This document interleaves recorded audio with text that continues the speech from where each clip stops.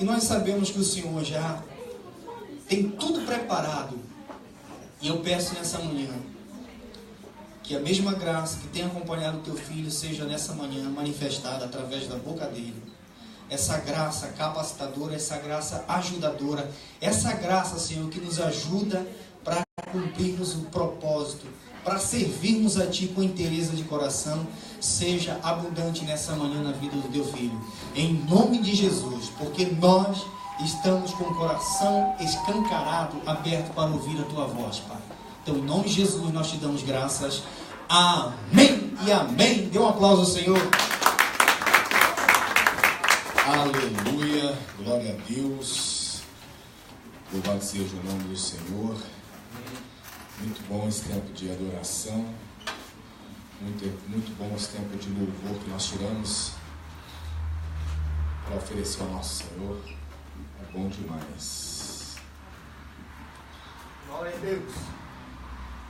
Irmãos, eu estou com uma palavra no coração já desde o começo da semana. Na verdade, desde a semana passada que eu tenho essa palavra no coração. E quarta-feira eu até comecei a compartilhar com os irmãos acerca dela, uma parte dela.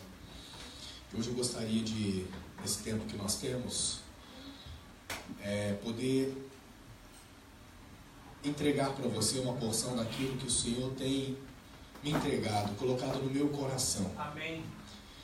E estive no Brasil, pude participar de uma convenção.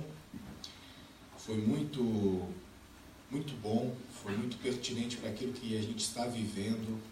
Foram dias de realmente alinhamento, de emparelhamento, de sintonia com o Senhor.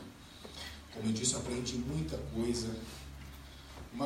Uma das principais coisas que eu aprendi foi ligar o botão do tô nem aí, cara.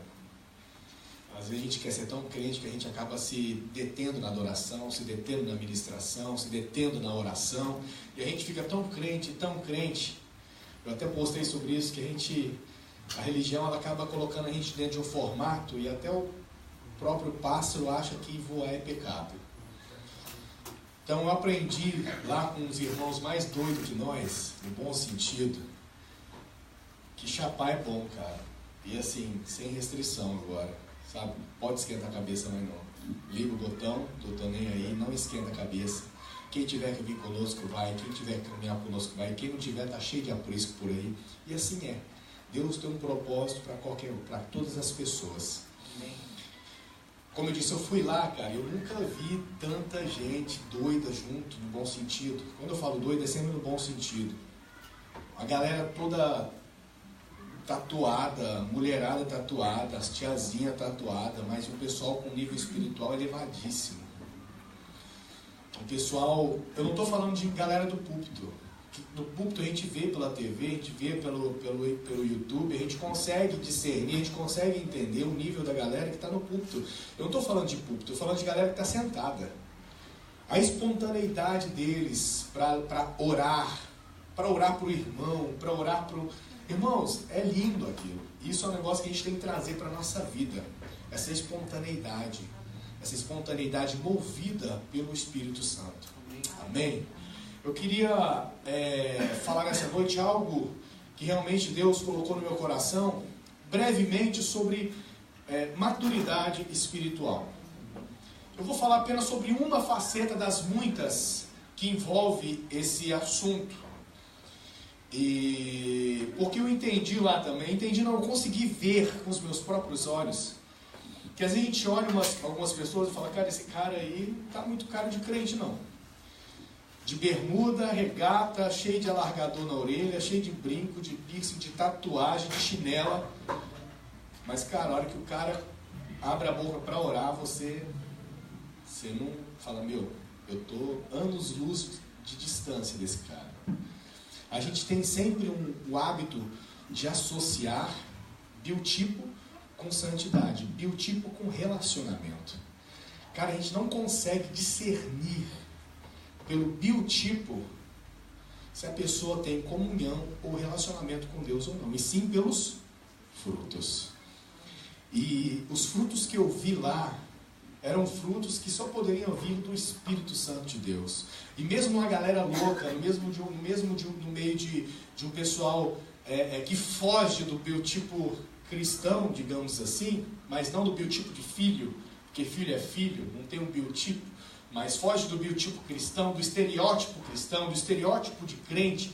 Mesmo com tantas pessoas, eu consegui observar maturidade espiritual na vida delas. Muitas delas eu tive a oportunidade de conversar e vi que o conhecimento, pasmem, era muito superficial, que a base bíblica era muito pequena. Mas por causa da comunhão e do relacionamento deles para com Deus, eles exerciam e viviam e exalavam e testemunhavam uma maturidade espiritual que me chocou. Porque eu não sabia que era possível você ter uma maturidade espiritual sem você ter um grande conhecimento. Na minha cabeça, quanto mais conhecimento, mais suporte você vai ter para exercer e praticar os princípios de forma correta para que seja gerada em você a maturidade. Mas lá eu consegui observar que muitos desses princípios são vividos pelas pessoas de lá, não porque simplesmente elas estudam muito, mas porque elas se relacionam com Deus. Então, desde já eu quero começar nessa introdução, falar para você que muitas vezes a gente espera e acha que a maturidade espiritual ela está ligada ao nível de conhecimento que nós temos, mas isso é um erro. Porque a maturidade espiritual ela está relacionada diretamente à comunhão que eu tenho com Deus. Porque na minha falha, na minha necessidade, na minha ignorância, eu tenho o Espírito Santo de Deus para me conduzir, para me governar e falar: meu filho, é aqui que você deve pisar, é por este caminho que você deve andar. Mesmo que você não enxergue, mesmo que você não consiga discernir o contexto, entender o momento e andar de forma clara, sem ter o conhecimento para te respaldar, mesmo assim o Espírito Santo ele está em nós, para nos capacitar a andar por caminhos que nós nem mesmo sabemos. Amém? E isso só é gerado através de uma vida com Deus. Não tem outra forma de você desenvolver a maturidade espiritual, senão pelo relacionamento com Deus. Tem alguns textos que eu quero ler com vocês, depois vocês marcam e leiam em casa. Primeiro está em Hebreus 12, 1 e 2, que diz assim: portanto, nós também, pois que estamos rodeados de tão grande nuvem de testemunhas, deixemos todo o embaraço e o pecado que tão de perto nos rodeia e corramos com paciência a carreira que nos está proposta, olhando para Jesus, autor e consumador da fé, o qual pelo gozo que lhe estava proposto suportou a cruz, desprezando a afronta, e assentou-se à destra do trono de Deus. Tem Efésios capítulo 4, verso 14 e 15, que diz assim: para que não sejamos mais meninos inconstantes, levados em roda por todo vento de doutrina, pelo engano dos homens que com astúcia enganam fraudulosamente. Antes, seguindo a verdade em caridade, cresçamos em tudo naquele que é a cabeça, Cristo. Irmãos, esse texto que eu acabei de ler aqui, ele enfatiza diretamente uma vida espiritual crescente. Ele nos leva, ele nos ordena a ter uma vida espiritual crescente. Aquele crente que começa na infância, como qualquer garoto, como qualquer criança tem a infância, mas também como qualquer adulto, já passou pela infância, já passou pela adolescência e chegou à fase adulta. A maturidade cristã é exatamente isso. Paulo nos ensina isso, que ela passa por essas fases. Mas o problema é que muitas pessoas não conseguem passar por essas fases. Você já viu... Eu não tenho nada contra, viu, irmão? Não tem nada contra game, não tem nada contra isso. Quem gosta, gosta. Quem não gosta, quem não gosta. Mas, irmão, eu acho ridículo, cara que passa a noite, vira a noite jogando game com um amigo em casa. Esse é um cara que não teve infância. Não teve um Atari, não teve alguma coisa, um Master System. Não é possível. Como que um cara passa a noite jogando game com os amigos? E se fosse uma vez por mês? Não, mas é todo o tempo que tem disponível tá jogando game com os amigos. Isso é infantilidade. Isso é coisa de pessoas que abandonaram a fase da infância, se tornaram adulto, mas na verdade se tornaram adultos somente em estatura e idade, porque no relacionamento e na vida e na alma ainda continua uma criança no entendimento. E Paulo nos mostra que a maturidade, sim, ela começa na infância, ela passa pela adolescência e chega na fase adulta. Mas assim como o nosso corpo acompanha a nossa idade, assim também é na vida cristã. Nós temos que passar por essas fases. Tem algo que o pastor Neil Barreto disse, não foi na verdade numa conferência, foi numa conversa que ele estava tendo com Felipe Vilela, que quem vai vir aqui no mês 6, com Felipe Vilela, com Salomão do Reggae. Eles estavam numa mesa, eles estavam conversando, e ele falou assim: olha, cara, o problema da igreja bebê é que se o pastor não tomar cuidado, ele vira babá. E aquilo, cara, falou muito forte no meu coração, porque é uma realidade. É uma realidade por quê? Porque hoje dentro da igreja é normal termos crianças. É normal termos adolescentes, eu estou falando isso no âmbito espiritual e de maturidade. E é normal termos adultos. O que não é normal é um adulto querer ser criança. O que não é normal é um adulto querer ser um adolescente, porque essa fase já passou. Nenhum adulto fica comendo papinha. Quando você e eu que temos aí mais de 18 anos, vamos no supermercado, nós vamos comprar comida de bebê, vamos comprar papinha para nos alimentar? Não. Vamos comprar um monte de besteira. Mas nós vamos comprar arroz, feijão, carne, Danone, chocolate, muito chocolate, mais chocolate, sorvete, mais um pouco de sorvete, mais um pouco de sorvete, mais um pouco de sorvete. A gente compra isso por quê? Porque nós deixamos de ser crianças, a gente não come papinha mais, a gente come comida sólida, e Paulo trata isso conosco. A maioria dos textos nas Escrituras nos levam a isso, nos ensinam a isso. Então, se eu, como adulto, não consigo ser adulto espiritual, é porque está acontecendo algum problema. Se uma criança tem algum problema, algum déficit, alguma deficiência, algum problema no seu organismo, no seu corpo, no seu sistema nervoso, alguma coisa assim, ela pode crescer com alguns problemas. Nós vemos que tem crianças que nascem com alguns problemas e que não conseguem desenvolver. Antes existia paralisia infantil, hoje foi exterminado, não existe mais isso por causa das vacinas. Mas até 20, 30 anos atrás era normal ter paralisia infantil. Eu conheço pessoas da minha idade que têm paralisia infantil. Então o que acontece? A pessoa cresce em idade. Ela cresce até em intelecto, mas ela não cresce no corpo.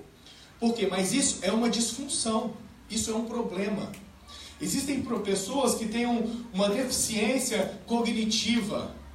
Existem pessoas que têm uma deficiência no seu sistema motor.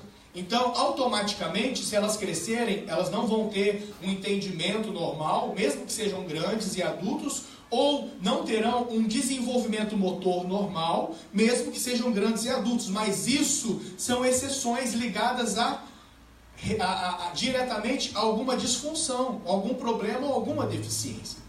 Mas nós não estamos aqui falando de pessoas que têm alguma deficiência, nós estamos aqui falando de pessoas que não têm nenhum tipo de deficiência. Nós estamos aqui falando para pessoas que não têm nenhum tipo de problema físico, hormonal, nenhum tipo de problema espiritual, nenhum tipo de problema emocional, e se o tem, já deveria ter tratado há muito tempo. Então, por que se eu trato com pessoas que são normais, por que eu falo com pessoas que são adultas e são normais e são saudáveis e muitas ainda se encontram na condição de meninos espirituais? E é justamente sobre isso que eu quero falar, sobre apenas uma faceta, muito simples disso. Muito clara, muito fácil de entender. Se os meninos estivessem aqui, as crianças, eles entenderiam o que eu vou falar nessa manhã. Ou melhor, o que eu já estou falando. Eu quero ler para vocês, agora vocês abram comigo em Marcos capítulo 9. Marcos capítulo 9, verso 14. E já deixa engatilhado aí, marcado, Mateus 17, 20.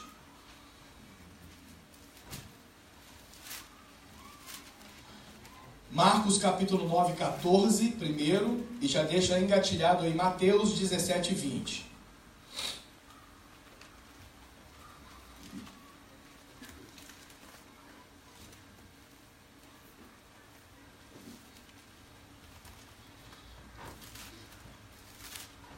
O que eu quero deixar bem claro é, a nossa vida como cristão, nós temos essa ordenância do próprio Deus para que nós possamos desenvolver a nossa vida espiritual de forma crescente. Quando nós estamos subindo uma montanha, vamos supor, estamos subindo uma montanha, aí estamos numa bicicleta. Essa bicicleta tem rodinha, igual a do Dani, não cai se ela ficar em pé. Você está subindo. De repente você para. O que vai acontecer? Você simplesmente vai ficar parado? Não. Se você parar de pedalar, você vai começar a descer. A nossa vida cristã, ela é, como os textos que eu li, ela remete diretamente ao crescimento. É sempre para frente. É de glória em glória, é de fé em fé. É dia após dia buscando o aperfeiçoamento e o crescimento. Essa é a proposta da vida cristã. E essa proposta da vida cristã não foi proposta somente por Paulo ou pelos aqueles que escreveram as cartas no Novo Testamento, mas também por Jesus, e nós vamos ver aqui a respeito disso. A proposta da vida cristã é o crescimento, é a maturidade espiritual, não simplesmente o acúmulo de informação. Os maiores teólogos do mundo não são cristãos. Claro, é porque nós que temos esse ministério da palavra, nós estudamos e buscamos, na maioria, teólogos que são cristãos e que trazem tudo para essa parte, mas os maiores teólogos, os caras que são mais top, não são cristãos. O acúmulo de informação não converte ninguém. Isso não vai trazer vida com Deus para ninguém, porque eu simplesmente conheço. Isso é algo muito importante, o conhecer. É muito importante eu estudar, porque como que eu posso servir ou seguir ou fazer algo com alguém que eu não conheço? É o que acontecia com Israel.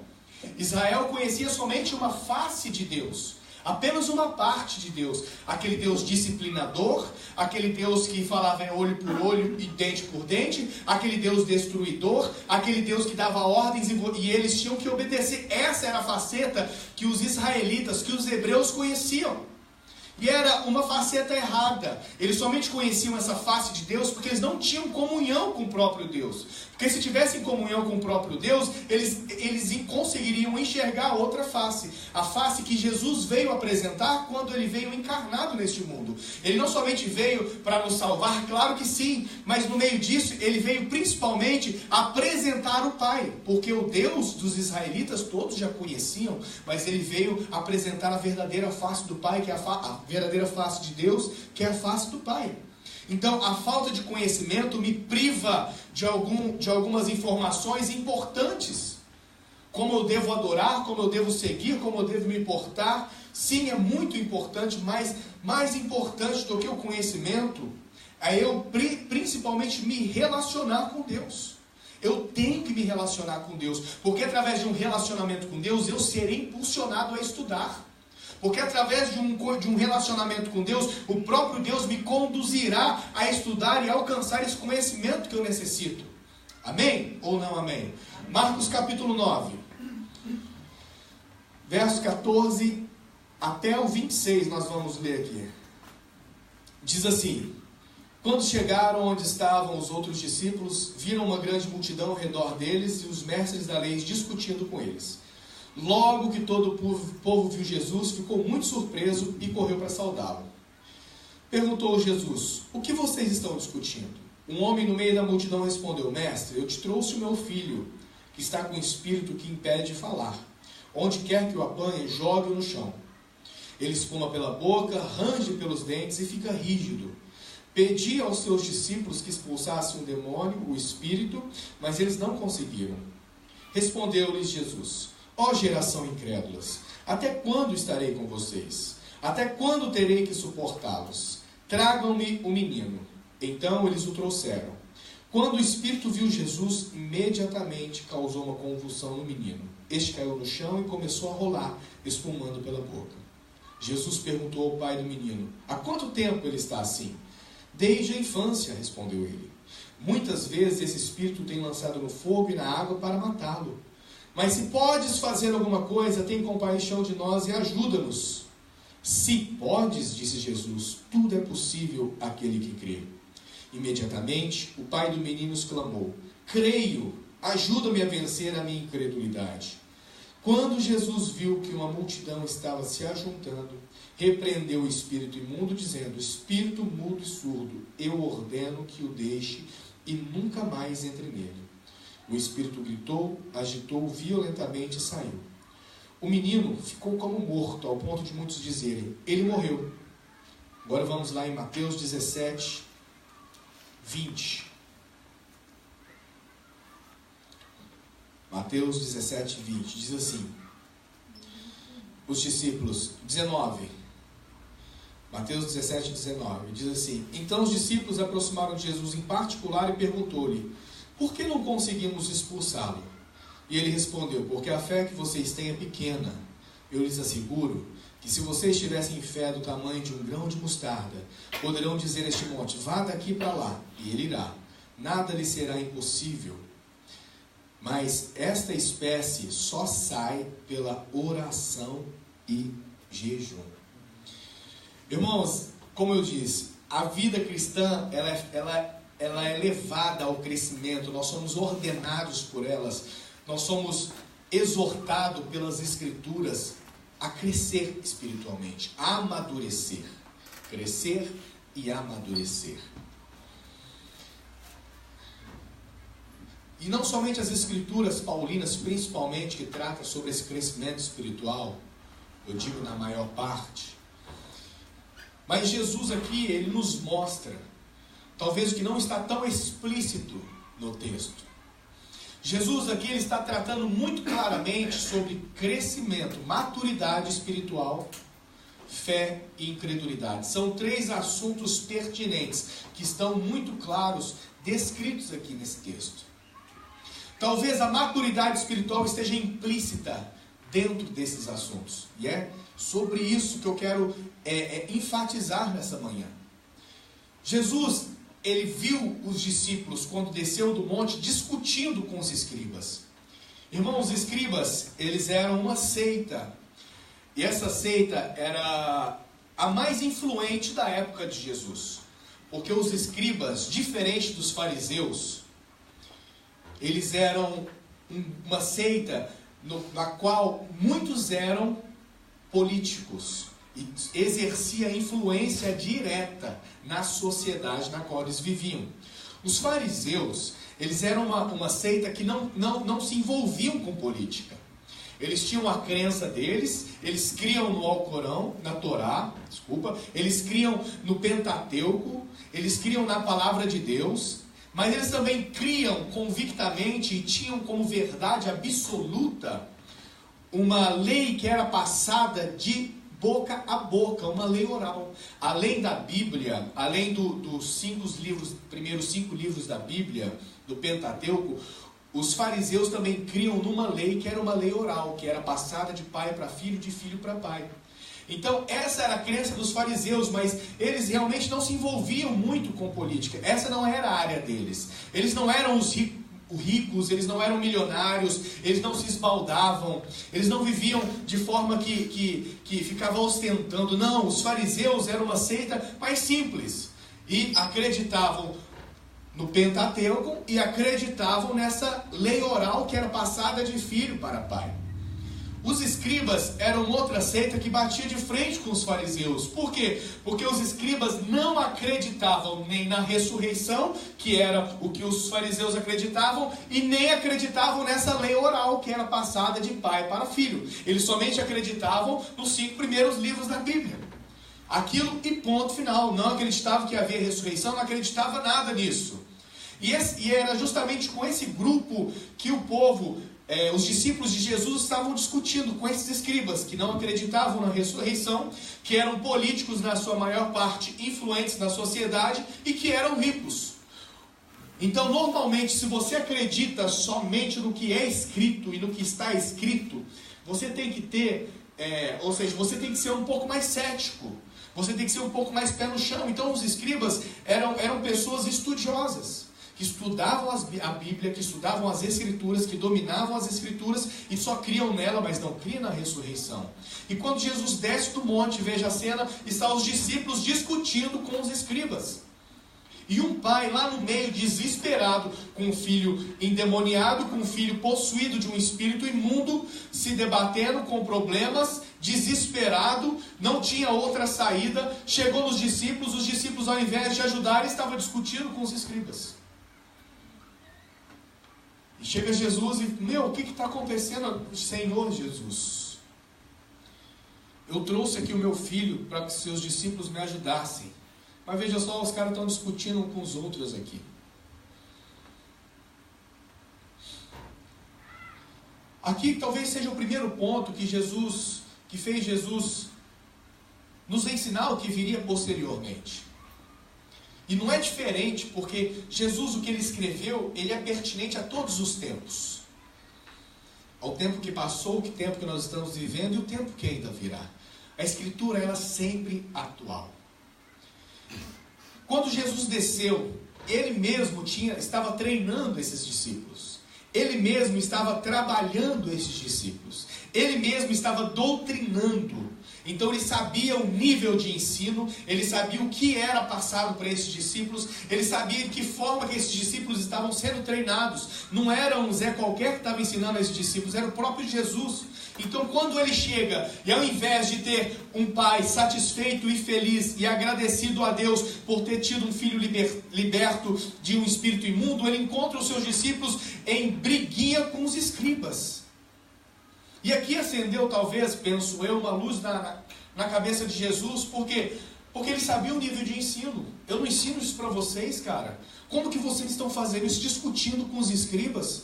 Discutindo com esses mestres? Para quê? Não é isso que eu ensinei para vocês. Eu não ensinei vocês brigarem, eu não ensinei vocês refutarem, eu não ensinei vocês se meter em encrenca. O que eu ensinei é vocês realmente viver a graça e a misericórdia e estender a mão para quem precisa. Por que vocês não ajudaram esse cara? Um dos sintomas que a gente analisa muito, irmãos, na imaturidade espiritual, numa pessoa que é criança, espiritualmente falando, é que sempre arruma alguma coisinha para cá e para lá. É fofoquinha daqui, é briguinha daqui, é coisinha dali. Ao invés de exercer o ministério que Jesus chamou, que é o ministério da graça, da misericórdia, do perdão, que é chegar e estender a mão para quem precisa, curar, ajudar de forma social. Talvez você não pode ajudar espiritualmente, mas leva uma cesta básica para quem precisa, dá uma oferta para quem precisa. Não.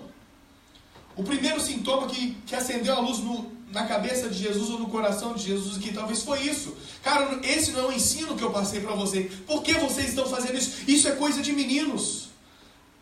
E não é diferente hoje, irmãos. Hoje, se a gente olha para nós, para dentro da nossa igreja e para fora da nossa igreja, nós vamos observar muito isso.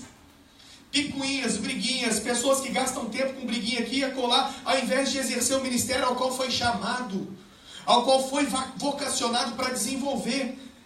Esse ministério do ID, de pregar o evangelho, de levar a salvação. E sabe por que nós não alcançamos mais pessoas? Porque nós gastamos muito tempo com briguinha dentro de nós mesmos, com as pessoas que são ao nosso redor. Isso nos impede de prosseguir e de romper, porque afinal de contas eu estou gastando tanto tempo com as briguinhas dentro da minha casa, com as briguinhas dentro da minha igreja, com as briguinhas das pessoas que eu me relaciono, que eu acabo perdendo força e disposição para levar o evangelho e fazer o que eu tenho que fazer. Sabe aquele cara que correu o final de semana, não parou, ficou jogando bola, nadando, andando de bicicleta, fazendo caminhada, subiu, escalou montanha, desceu o rio, fez paraglide, fez tudo. Aí chega na segunda-feira, terça, quarta e quinta que tem que trabalhar, começa a faltar. A gente está desse jeito. A gente faz um monte de coisa que não tem que fazer, arruma um monte de encrenca que nós não deveríamos arrumar, e quando nós deveríamos exercer algo, nós não exercemos. Nós perdemos tempo. E Jesus estava tratando disso. A gente olha aqui e fala, Jesus está tratando sobre o endemoniado. Não, Jesus não está tratando sobre o endemoniado. Jesus está tratando sobre a imaturidade espiritual desses discípulos. E por isso que está implícito aqui, ou melhor, está explícito no texto, acerca da incredulidade. Jesus desce, vê aquela briga e fala, não foi para isso que eu vim não, mano. Nossa. Você acha que eu desci lá do meu trono de glória para ficar vendo vocês ficar brigando? Que coisinha ridícula. Pois é, Jesus, eles estavam fazendo isso e eu precisava de ajuda. Cara, eu precisava de ajuda. Não conseguiram curar o meu filho. Não conseguiram curar o meu filho. Jesus, peraí. Aí Jesus falou: ô geração incrédula, até quando que eu vou estar com vocês? Aí veio o pai e falou: Jesus, se tu podes me ajudar. Jesus olhou: mano, eu não sou os discípulos não, cara. Se tu podes, tudo é possível ao que crê. Tudo é possível ao que crê. E aqui Jesus, ele nos dá um princípio que nós temos que observar. Hoje, grande parte da imaturidade espiritual que ainda está no nosso meio, eu não estou falando para a igreja de fora, estou falando para a nossa igreja, é porque ainda tem muitos discípulos que não creem em Jesus como deveriam crer. Se hoje ainda paira uma grande imaturidade espiritual no seio da nossa igreja, é porque muitos discípulos não creem em Jesus como deveriam crer, porque a incredulidade já tomou conta do coração. Como? A incredulidade tomou conta do coração. Até quando eu estarei com vocês, ó geração maligna, incrédula, perversa? Até quando eu estarei com vocês? Até quando? O que Jesus estava dizendo era: vocês já deveriam estar fazendo isso. Vocês já têm tempo para ter desenvolvido isso. Vocês já têm informação e conhecimento para desenvolver, para libertar esse cara, esse garoto, para ajudar o pai desse garoto, para ajudar esse garoto. Vocês já têm crescimento espiritual para fazer muito mais do que isso. Vocês já têm capacidade e crescimento espiritual para desenvolver muito mais do que isso. Por que vocês estão fazendo? Ou melhor, vocês já deveriam ter uma maturidade espiritual muito maior do que a que vocês têm hoje. Porque foi eu que preparei vocês. Eu sei que vocês poderiam estar aptos para isso. Muitas coisas nós não fazemos. Ou melhor, muitas coisas Deus não faz através da minha vida, através da sua vida. Pela incredulidade que está nos nossos corações, porque essa incredulidade, ao invés de nos levar à maturidade espiritual, ela nos leva à imaturidade espiritual. Ao invés de nos promover a adultos espirituais, essa incredulidade nos prende à infância espiritual. Então, qual pai, no seu juízo pleno, vai dar grandes responsabilidades para uma criança? Porque é isso que nós queremos responsabilidades, nós queremos algo maior. Eu quero voar, eu quero fluir, eu quero fazer aquilo, eu quero alcançar o mundo. Meu filho, cresça primeiro, sai dessa infância espiritual, vai para a fase adulta, que depois Deus vai te colocar sobre grandes coisas. Porque o nosso pai não é diferente do nosso pai físico. Ele só vai dar aquilo que nós estamos aptos a desenvolver. Mas acontece o seguinte, nós temos um exército de pequenos. Peguei o nome do DVD do Felipe Vilela. Nós temos um exército de crianças, de adultos infantilizados, querendo grandes responsabilidades, mas não vai ter, sabe por quê? Porque enquanto não crescer, não é possível você colocar mais responsabilidades. Qual que é a responsabilidade que você dá para o seu filho? Come, não cai comida, não deixa cair comida no chão, pega o seu prato e põe na pia. Você nem pede para ele lavar o prato. Você pede para ele lavar o prato? Não pede. Por quê? Porque não tem maturidade para isso. Vai deixar o prato cair, vai quebrar. No máximo que você fala é assim: pega a roupa, pega esse casaco que está no chão largado e vai colocar no cesto de lavar roupa. Pega essa meia que está jogada no lugar errado e vai colocar no cesto de roupa suja. É isso, essa é a responsabilidade que você vai dar para o seu filho. Você não vai falar para ele assim: pega essa roupa, coloca na máquina, coloca tanto de água, coloca tanto de sabão em pó, coloca tanto de amaciante, coloca para bater, depois você tira, leva na secadora para levar, dobra a roupa e guarda. Você não vai dar esse tipo de responsabilidade, porque eles não estão aptos para desenvolver isso. Mas se você perguntar para eles, vai falar assim: eu consigo. Não consegue, mas ele vai falar: eu consigo sim. No quarto, o máximo que você vai falar para o seu filho é: não deixa o cobertor no chão, dobra ele e coloca em cima da cama. E mesmo assim vai dobrar o cobertor tudo torto, vai estender o lençol, na verdade quando ele for estender ele vai bagunçar mais do que estava e vai deixar aquela beleza a cama. E só isso, você não vai pedir para ele arrumar direito. Por quê? Porque não consegue ainda, não tem maturidade espiritual. Aí as nossas orações é o seguinte: Senhor, eu quero ganhar a nação para o Senhor.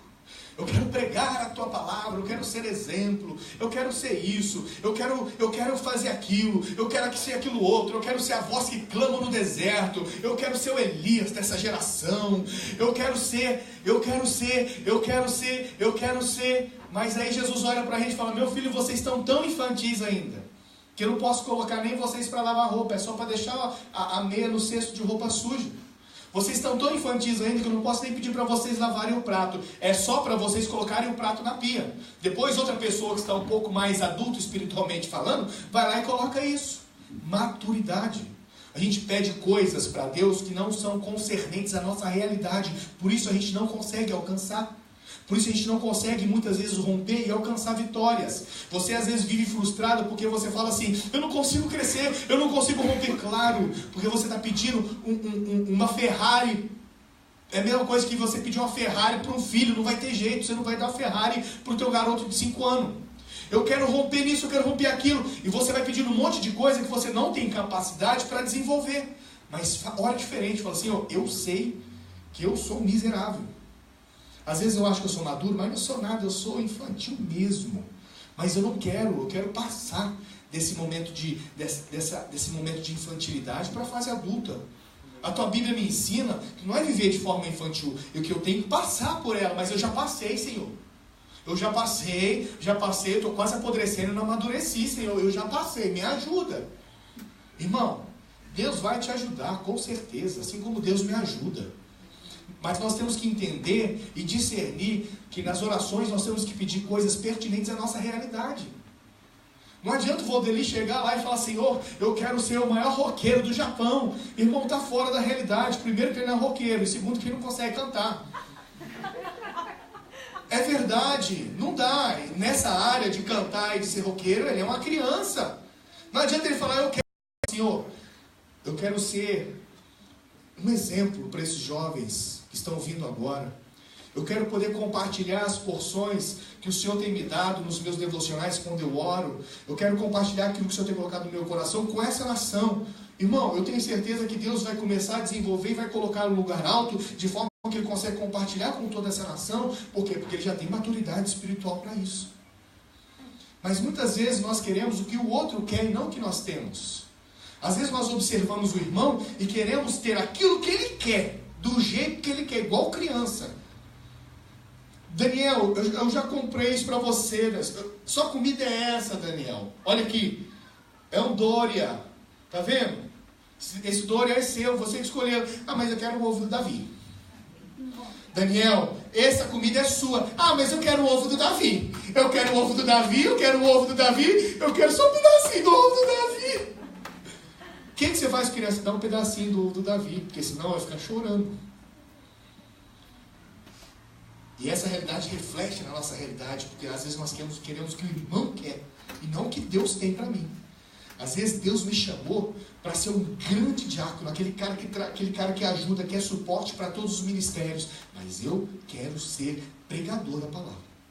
Às vezes Deus me chamou para ser um grande evangelista, não, mas eu quero ser pastor, presidente, eu quero ser apóstolo, eu quero ser, chegar em semideus, é o que eu quero ser.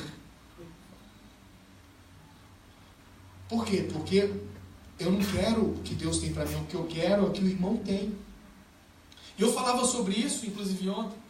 Falei, cara, não adianta eu querer ter o que o Valdeli tem. Mano, cada um no seu quadrado. Ele com a sabedoria dele e com a maestria dele na palavra, e eu com a minha doideira. Se ele querer ser doido, se quiser ser doido igual eu, vai dar na pedra, porque não tem jeito. Isso é um dom. Ser doido também é um dom. Agora, se eu quiser ser mestre na palavra igual ele, filho, eu vou dar na pedra. Isso é um dom dele. Se eu quiser ser um evangelista igual o Cátia, meu filho, eu vou dar na pedra. Porque esse é um dom dele. Não tem como. Cada um na sua. Eu até brinquei e falei, rapaz, eu não sei qual dom que eu tenho ainda. Eu acho que é o dom da doideira. Só pode. Eu sei qual a minha vocação, mas qual o dom que eu tenho, eu não sei. O único que eu consegui observar assim, discernir, é o dom da doideira. É a única coisa. Mas criança faz isso, observa o que o outro quer e quer igual. Não, eu quero igual esse, a mesma cor, o mesmo jeito, o mesmo modelo. Eu quero até o mesmo nome. Aleluia. Como é que você chama, Rafael? Daviuk.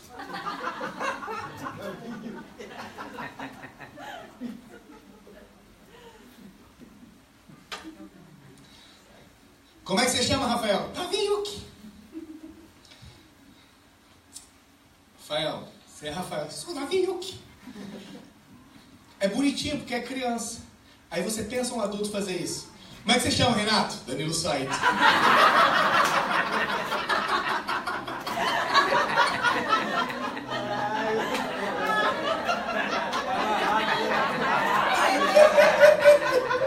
Como é que você chama, Renato? Danilo Said.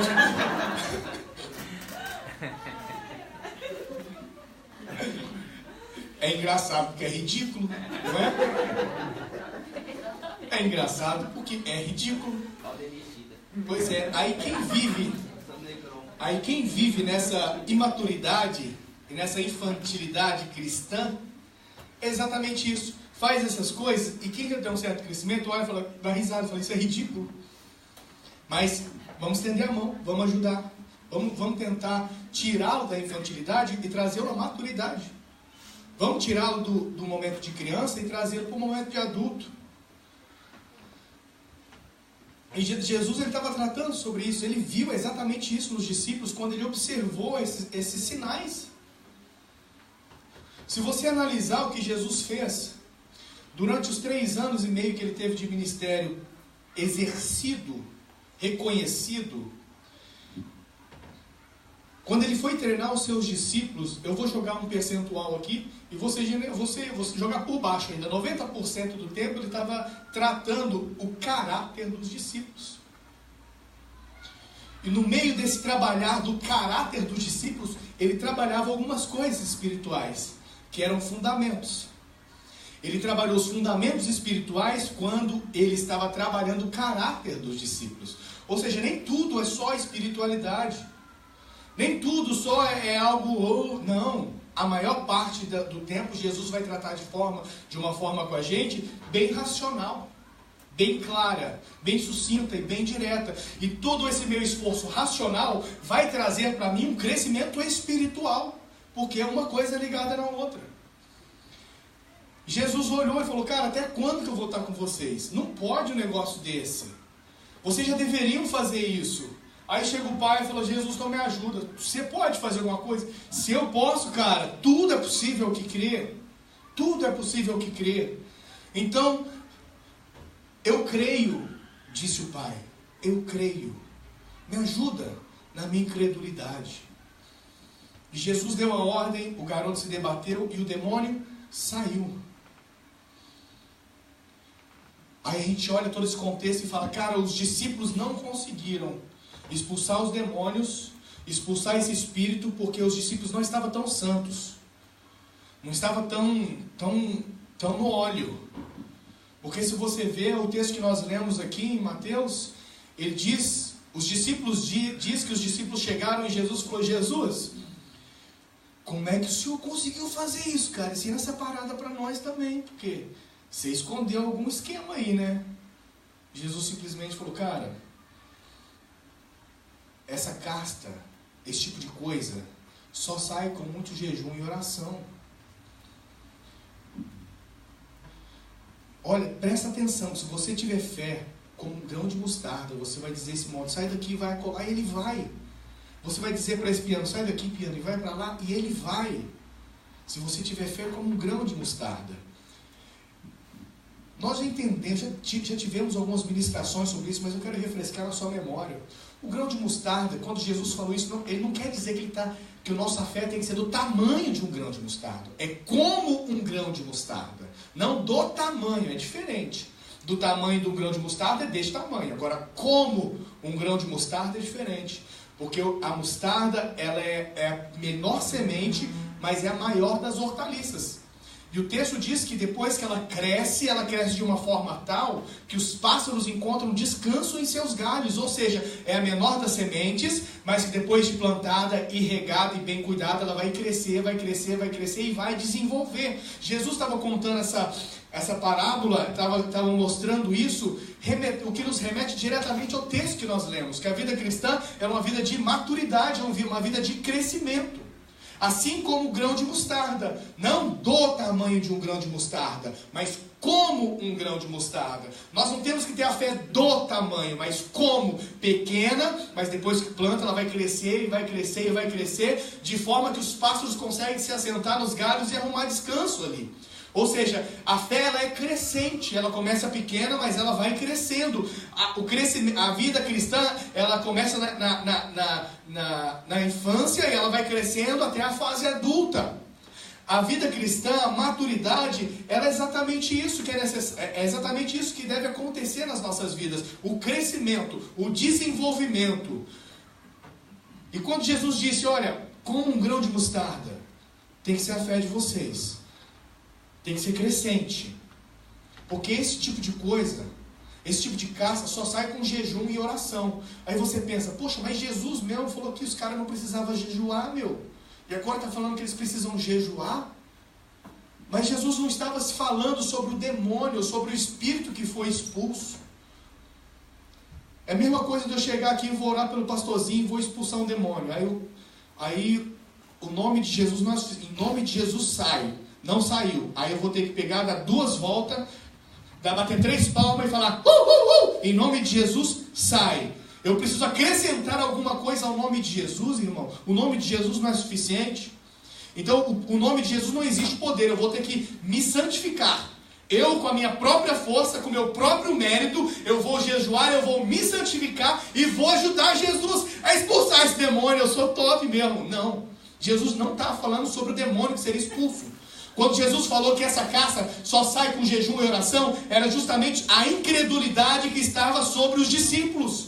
Era a incredulidade que pairava sobre a vida dos discípulos. E essa incredulidade, sim, só sai com jejum e oração. Se você ainda tem muitas áreas da tua vida que a incredulidade está presente, se o teu coração ainda anda incrédulo, ora e jejua, se entregue a Deus, se consagra a Deus, porque eu tenho certeza que o Pai vai te libertar dessa incredulidade. Amém. Quando você entende esse texto, você consegue ver que pela incredulidade, os discípulos não conseguiram desenvolver um crescimento que Jesus esperava que eles tivessem. Porque o que Jesus esperava é quando ele descesse de lá, estava tudo resolvido, o garoto curado, o pai satisfeito, todo mundo glorificando a Deus. Mas quando ele chegou de lá, a realidade era outra. Por causa da incredulidade. E essa incredulidade, como eu disse, só sai com jejum e oração, porque foi o próprio Jesus que disse. Irmãos, é um negócio muito sério. É um negócio muito sério. Fé. Incredulidade. Isso nos impede de entrar em lugares que já está determinado para a gente entrar. Isso atrasa propósitos de Deus na minha vida. A incredulidade trava propósitos de Deus na sua vida. Isso é algo que nós temos que combater, e não tem como nós combatermos com as nossas próprias forças. A incredulidade, como nós lemos, e Paulo diz, se não me engano, em Coríntios 10, 4, eu acho que é isso aí. Isso é um sofisma, isso é uma fortaleza que cria dentro do nosso coração, ela só pode ser quebrada com jejum e oração. As lutas contra a incredulidade não são lutas carnais, mas são lutas espirituais. Porque eu não posso me livrar da incredulidade pela minha própria força, senão não teria ninguém crédulo no mundo. Senão eu seria o cara mais cheio de fé do mundo. Não, a incredulidade que está no meu coração, que está no seu coração, só pode ser vencida com armas espirituais, jejum e oração. Era exatamente o que Jesus estava ensinando aqui. Meus filhos, para que esse espírito de incredulidade saia da vida de vocês, quando eu for, vocês vão ter que jejuar. Quando eu for, vocês vão ter que orar. Quando eu for, vocês vão ter que se consagrar, porque esse tipo de espírito, esse espírito da incredulidade que trava a vida de vocês, que barra propósitos de se cumprirem, que barra projetos de Deus de se cumprir na sua vida, só será exterminado, só será liberto, só sairá do meio do coração de vocês pelo jejum e pela oração. E nós queremos nos livrar da incredulidade diferente. Fazendo tudo, menos orando e jejuando. Porque jejuar, cara, me deixa irritado. Jejuar, cara, me dá dor de cabeça, me deixa irritado. Claro que deixa irritado, cara. Jejuar me dá dor de cabeça. Deixa. Tem um cara que eu esqueci o nome dele agora, cara. Que ele fala que quando você jejua, você... não é que você fica irritado. Você somente se revela quem você é quando não está alimentando a carne. Por isso que eu fico irritado e fico quieto. Jejuar não é legal. Uma coisa que eu tenho aprendido sobre jejum, você pode discordar de mim porque você tem toda a liberdade para isso. Nós temos alguns jejuns, por exemplo, eu fazia muitos jejuns desse. Eu vou fazer um jejum de 21 dias e vou tirar chocolate, porque eu gosto muito, vocês sabem. Vou tirar sorvete, porque eu gosto muito. Ou melhor, vou tirar doces, porque eu gosto muito de doces. Só que a proposta do jejum é eu me abdicar daquilo que alimenta a minha carne. Amém? Aquilo que traz sustento para a minha carne. Irmão, chocolate e refrigerante traz sustento para a nossa carne? Não sustenta ninguém, não. Sustenta as gordurinhas que ficam para cá, mas não traz sustento para nós. O que traz sustento é arroz, é feijão, é carne. Isso traz sustento. Então às vezes a gente quer jejuar e fala, eu vou tirar chocolate, eu vou tirar refrigerante, eu vou tirar pão. Cara, pela misericórdia e pela nossa ignorância, Deus abençoa. Mas a proposta do jejum, se a gente for analisar biblicamente, é outra. É nos abster daquilo que sustenta a nossa carne. O que sustenta a nossa carne? É que a gente tem o hábito de espiritualizar tudo. O que sustenta a minha carne é a televisão. Vou tirar a televisão. O que sustenta a minha carne é o celular. Vou tirar o celular. Não, meu irmão. O que sustenta a minha carne é arroz e feijão. Se você ficar sem celular, você vai ficar forte. Se você ficar sem telefone, sem televisão, vai ficar forte. Ficar sem chocolate, vai ficar saudável. Vai até controlar a diabetes tipo 2, está querendo chegar aí. Vai ficar top. Mas fica sem arroz e feijão.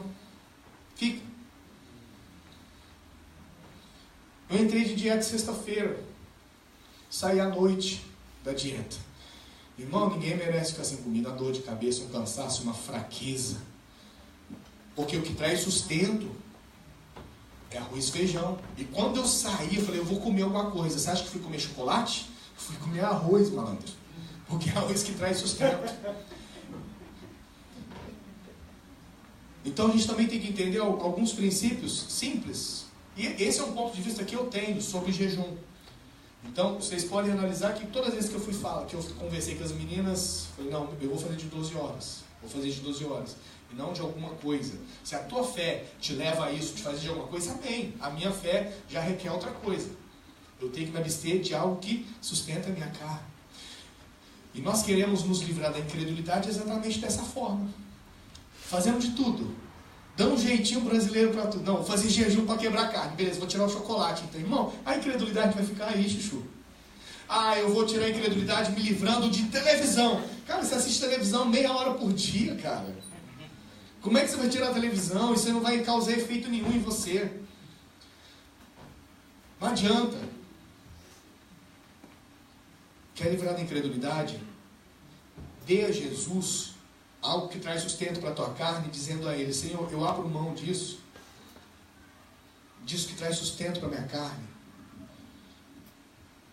porque eu quero me esvaziar, mas eu te peço que quanto mais vazio eu fico, mais cheio da sua glória, da sua presença eu seja, que quanto menos carne, que quanto menos comida, que quanto menos carne eu alimente, mais o meu espírito seja alimentado e fortalecido.